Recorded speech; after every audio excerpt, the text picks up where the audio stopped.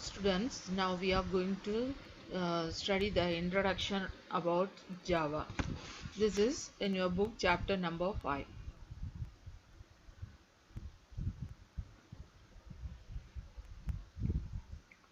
So in this chapter we are going to cover all these portions, that is object oriented programming and its features, class and object, data and behavior of object of a class, Java and object-oriented programming language, introduction to Java programming, Java tokens, wrapper class, typecasting, mixed type of data, and priority of operators. So this chapter is not new for you. In class 9th also you studied about all this content, and class 10th also you studied, and class 11th also it is repeating the same. So first, object oriented programming. So what is called as an object oriented programming? In real world we are surrounded by objects which belongs to some class or the other. Object oriented programming, also called as OOP, applies the concept of programming. OOP also implements other concepts which are related to real world.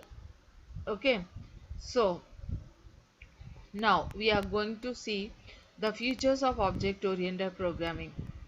An object-oriented programming has the following features. First one, encapsulations. Encapsulation means all related data and methods are enclosed within one boundary, that is within a class.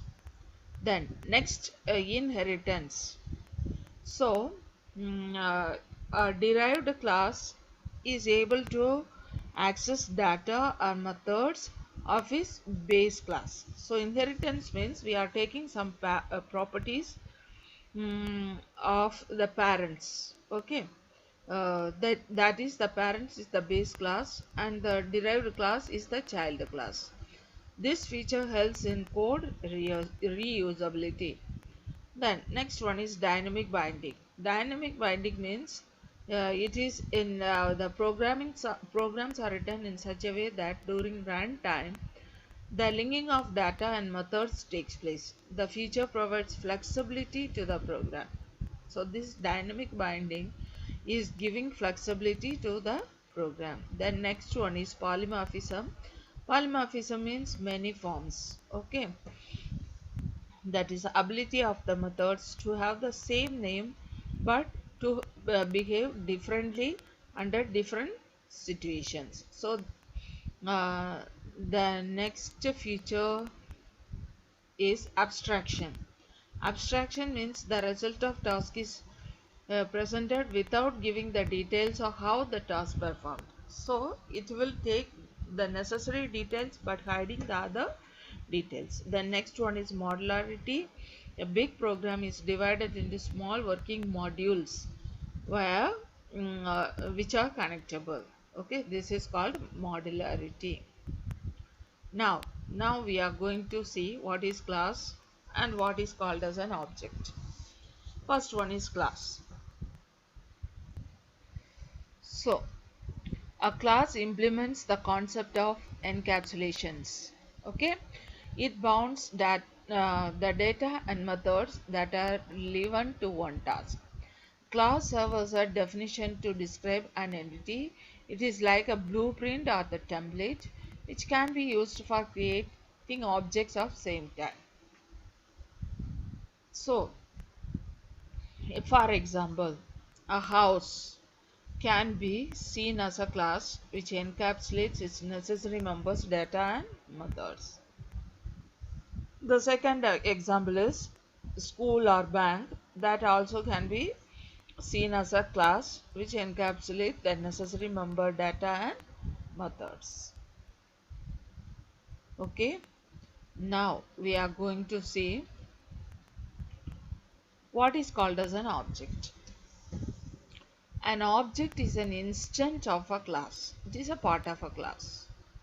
So a class is a definition of data and methods. As object implements that classes in reality. So we can say that in real life, all that we are around us are object of various classes. For example, some real world object examples are here. Class, the class name is wall clock. So the data of a wall clock can be many, few of which are color, size, etc. The methods of a wall clock can be many, few of which are show time, a ring, alarm, etc. Okay, so this is an example of a real world object. The object wall clock that exists in real world or object of class wall clock, which have above mentioned data and methods. Okay, so we are able to say so many objects. For example, chair. Chair means it is size is round in size or square in size or rectangle in size. Okay, so the behavior of the behavior of the chair is it is used for mm, making somebody to sit. Okay, so the purpose of the chair is for sitting. So that is also a real world object. Next one is data and behavior of object of a class. So, what are the characters and behavior of object of a class? Data or attributes are those members of a class that store relevant information. Behavior or methods of a class contain the execution steps to perform a certain task. A method is also called a process or a function. So now we are going to see some difference between object and class. Class, it bounds the data and methods that are relevant to a task. Then object, it is an instance of a class. Then class, a class is like the blueprint, that is the copy of a template which can be used for creating object of the same type. Then an object implements a class in the real world, as that we have seen in real life around us, or objects of various types. So the same questions answer you studied in class 9th and 10th. If you follow that book and if you are writing that definitions, there is no problem. Okay, don't confuse yourself with the new definitions. Okay, if you are comfortable with that book, then you have to study the answer from that book. The next one is Java, an object-oriented programming language. So now we are going to see the features of Java programming. So what are the features of Java programming? First one is simple. That is, Java programming language provides many assisting tools to make it easy to learn. The next one is platform independent. That is, in any if we are using any operating system, the Java program we are able to run in that operating system. Whatever operating system we are using, we are able to run this programming in any platform. Programs written in Java can be executed on any other platform such as Windows, Unix, Linux, Mac operating system, etc. that is the Java virtual machine. Then third one is portable. The feature of platform independent makes a Java program portable, following the concept of write once, run anywhere. Okay. The next one is dynamic and distributed. Java programs can use other required files either from the local driver or from other computers by getting connected to the internet. The next one is object oriented. So already we know that Java programming is an object oriented programming language. Java fulfills all important features of object oriented programming. that are abstraction, encapsulation, polymorphism, inheritance, dynamic binding, modularity. Okay. Then next one is robust. That is Java provides powerful error. That is exception. Exception means error. Powerful error handling mechanisms. Thus Java program crash very rarely. Okay. Next one is secure. Java has a very efficient security model that makes it one of the most dependable programming language. Given below are some of the security features. So the next one is Java virtual machine. So what is called as this Java virtual machine? This is a software that converts Java bytecode to machine language. Okay, machine level language. It works as a platform for a Java program and can be executed on any platform. So this Java programming can be executed any platform, whether it is on Windows or a Unix or Linux. Java virtual machine comes in between compiled Java code and the computer system. JVM is the main component of Java architecture and is a part of Java runtime environment. Okay. So JVM combined with Java API. API means application program interface, makes the Java platform. Most compilers provide code for computer system, but Java compiler provides code for JVM. Next, what is the advantages of JVM or Java? Uh, what is the advantages of JVM, Java Virtual Machine, in Java Platform Independent? Java compiler creates Java bytecode which is interpreted by the Java virtual machine for any computer system. This feature makes a Java program platform independent. For different platforms, the Java code need to be changed, only the interpreter has to be changed. Now we are going to see what is exception handling in Java. Exception handling means removing errors in the programming. That is exception handling. Exception means errors. In Java, exception means exceptional situations, that is of errors. Java is a very efficient compiler for handling errors. Okay. So Java has a compiler to handle the errors that occurs. It has a name that and details for every exception. It even gives scope to write built-in error messages or user error messages in case of exception through try, catch, block. So another one error handling syntax is throws. Okay. So this is called exception handling in Java. The next one is introduction to Java programming. So how will you start a Java programming? In class 10 you study how to write the program on the computer. What you have to do is you have to follow some steps. So steps to work on Java BlueJ program. First click on BlueJ icon. Okay, the first step is you have to click the Java icon in the start menu or in the desktop. It will show the BlueJ opening screen. The second step is click on project and you have to create a new project. So if you create a new project, the window will appear here. Here you have to create the class. Okay. So this is the class. See, test 1. This is called a class. So if you double click this class, it will show you a default program. Give a name to the new project and click on create. It gets created in the specified folder. Programs are written in a class. To make new class, click on new class. Dialog box appears. Name the class and click on OK.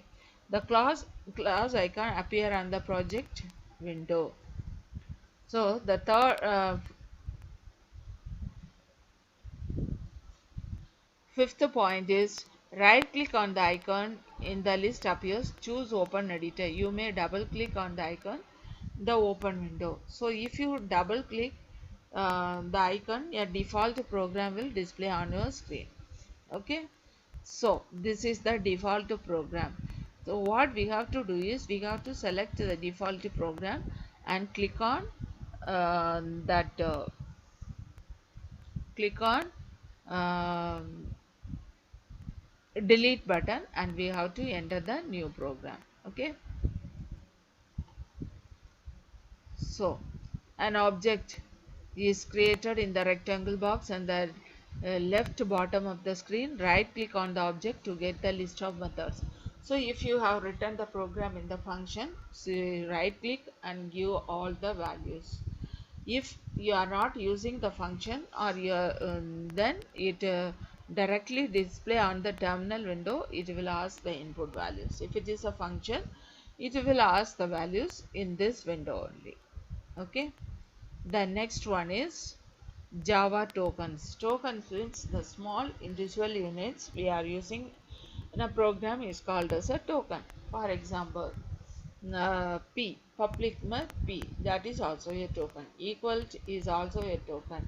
Then A, B, C, etc. These are all are called tokens. So the smaller individual units that used in a program is called as a token. So a token is the smallest identifier part of a program. Following are tokens in Java. The tokens are otherwise called as keywords. No. Following are the tokens in Java, that is keywords, identifiers, literal separators, and operators. Okay. So whatever things we are using, these are called as tokens. So let us now see the details of various tokens. First one is keywords. So the keywords are otherwise called as reserved words. Okay. So these are the words, that is the input words that is stored inside inside the software. Okay, so we cannot use these keywords as the identifier or the variable name. So these are the words that convey a specific meaning to the compiler.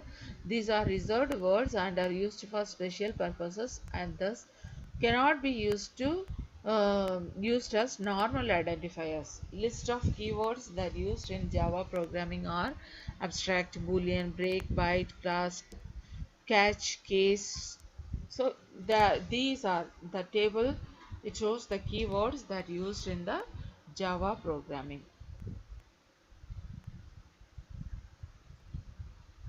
So the next one is what are called identifiers. Identifiers means the other name is variables. Okay, so variables means it will allocate some memory space for the values to store in the memory. Identifiers are the names given to a variable, constants, classes, methods. Keywords cannot be used as identifiers. Okay, so when we are using the variable name, we cannot use any of the keywords used in the table as a variable name. Then the first character of an identifier must be a letter, an underscore, or a dollar symbol. Okay, the rest of the characters are the identifiers, letters, underscore, dollar sign, or digit. So the next point is identifiers are case sensitive. This means that age and age are different. Case sensitive means it will differentiate the uppercase characters and the lowercase characters. So Java is called as a case sensitive language. I already told you, wherever you want to write the program in capital letters, there you have to use the capital letters. Then wherever we have to follow the small letters, in that place we have to follow the small letters. Okay, it is called as case sensitive. Then Java's keywords are reserved words, cannot be used as a identifier. So these are the rules when you are declaring an identifier. The identifier is otherwise called as a variable. Okay, so we are going to see some valid identifiers. So these are the field that we are using um, to declare a variable. Okay, so sub values, spaces are not allowed. Here you see invalid, ये invalid क्या है, सबका value का बीच में what the space is there, so it is invalid identifier. So this one is sub value, this is valid identifier. Then p plus q, arithmetic operators cannot be used. So when you are writing an identifier or a variable name, you cannot be used any symbol except dollar sign. Okay. Then int cannot be used. This int is a keyword. So when you are declaring a variable name, don't use the keywords as the variable name. The next one is 7-day identifiers can start with a digit. So this is also a invalid because identifiers never start with a digit. Okay. Now we are going to see the same thing, that is invalid identifiers. Okay.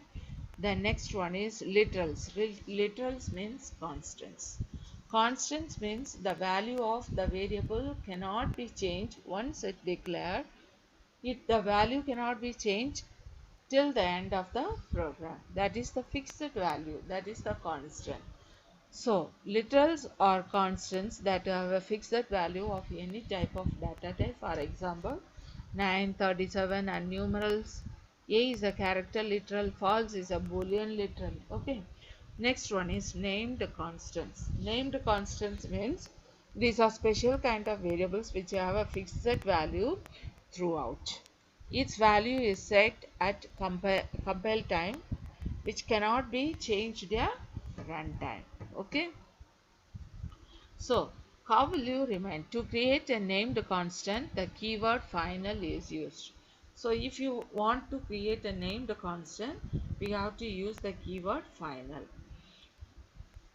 So they are called final constant. For example, final double p1 equal to this. Now in the program, p1 cannot be changed because it is a named constant now by using the keyword final. So in addition to make a variable constant to all the objects of a class, keyword static is used with final. See the example, static final of 3.142. So the next one is separators.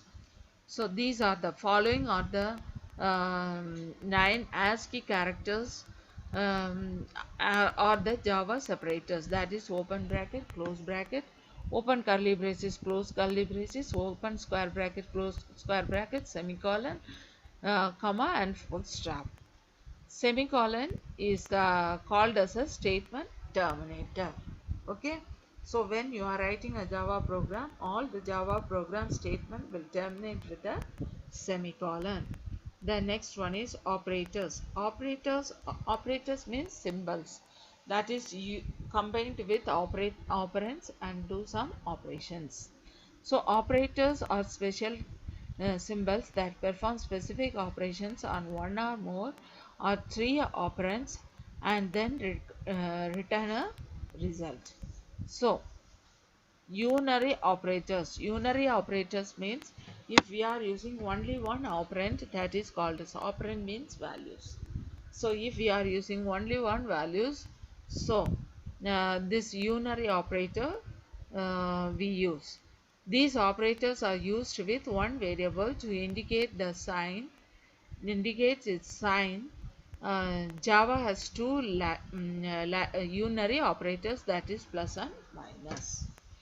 Then arithmetic operators, relational operators and logical operators, already many times you have studied. So you know there is no difficult for this arithmetic operator.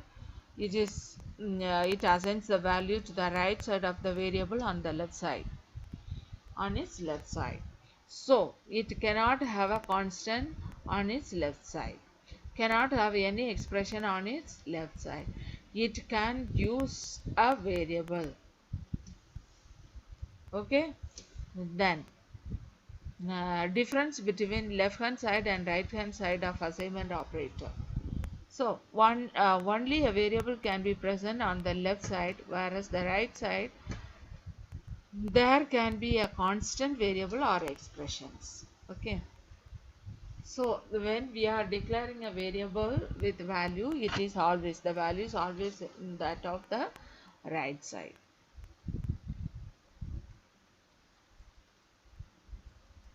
So the next one is rules for evaluating an expression. So there is some rules and regulation to evaluate some expressions if the parentheses are missing. Okay.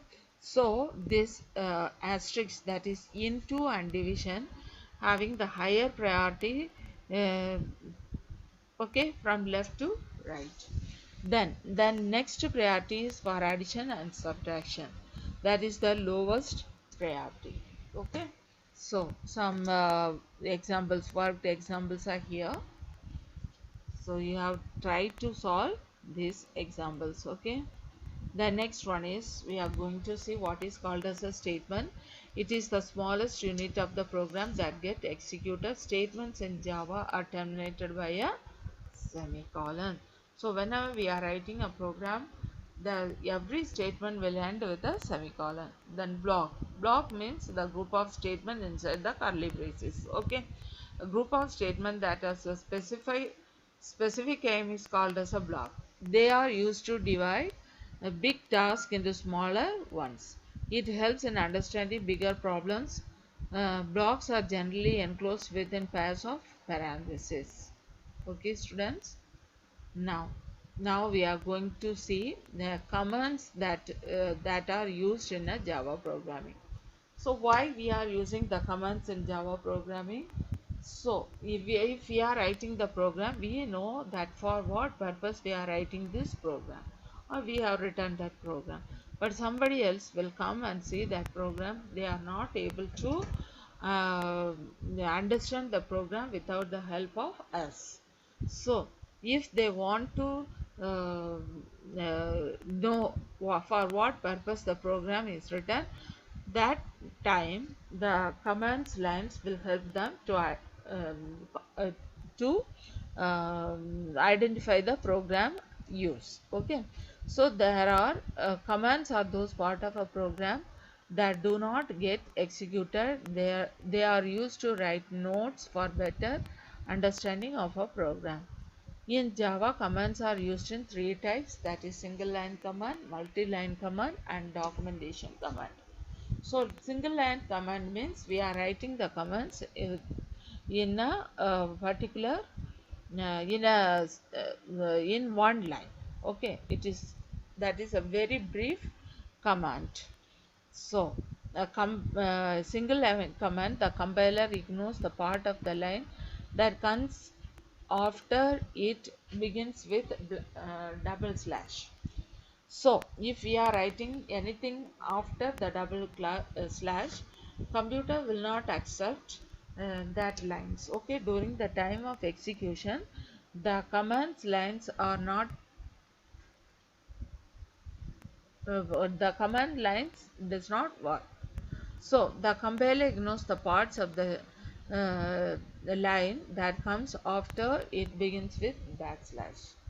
So multiple line commands means if you want to give the explanation uh, little bit bigger, so the command line will be skipped to the next line also. So that is called as the multi-line command. Then documentation commands means if you are writing the commands as a paragraph. Okay. So it is, that is the detail of the program. If you write that one as a command, then it is called as a documentation command. The next one is primitives used in Java. So what are the primitives that are used in Java? That is byte, short, integer, long, float, double, character and boolean. So these are the primitives that is used in Java. The next one is wrapper class. A wrapper class is a special kind of class which wraps the value of a primitive data type of an object. These classes contain certain methods which are useful for handling data and objects. So now we are going to see some wrapper classes. Okay, so the primitive classes you are written like this: boolean. B is a small letter and all the other letters are also small, but in wrapper class it will be like this: B is capital and all the others are remain as it is. That is, boolean means boolean, byte means byte, dear character means character, and double means double. Okay, so in primitive data type we are using the first letters as the small letter. In wrapper class it will be capital letter. Okay, so the next one is typecasting. So here we are going to see two types of conversion, that is explicit type conversion and implicit type conversion. So when data is multiple types or operated upon, the when data of multiple types of operated upon, the result varies if data are not correctly set. So here we are going to see that two types of typecasting, that is implicit type conversion. In this kind of conversion, the resulting data are explicitly simplified by the programmer. Then next one is implicit type conversion. It is the kind of type conversion that result data types are not specified and are chosen by the compiler. Okay, so in explicit type conversion, the user is able to convert the data type according to their choice. Okay, but in implicit type conversion, we cannot able to change the data type. The compiler will automatically changes the data type with higher priority. Okay, that is called implicit type of conversion. The next one is mixed types of an expression. If an expression is made up of different kinds of data types, then the compiler allots a higher data type to the result, and if the programmer has specified a particular data of type of the resultant, then that data is allowed to the expression irrespective of the act that which data are the type higher or lower. Okay, if the data type is higher, then the priority is for the higher data type. If the um, lower priority, then it is so if we are using the different types of data of different data types, so the compiler give the priority for the um, data type with larger bits. Okay, the next one is special case in integer division. So when an integer is divided by another integer, the operation results in the integer value. In this causes an error. The way to solve the error is to convert all of them into numerator or denominator to a decimal containing the different data type. Okay.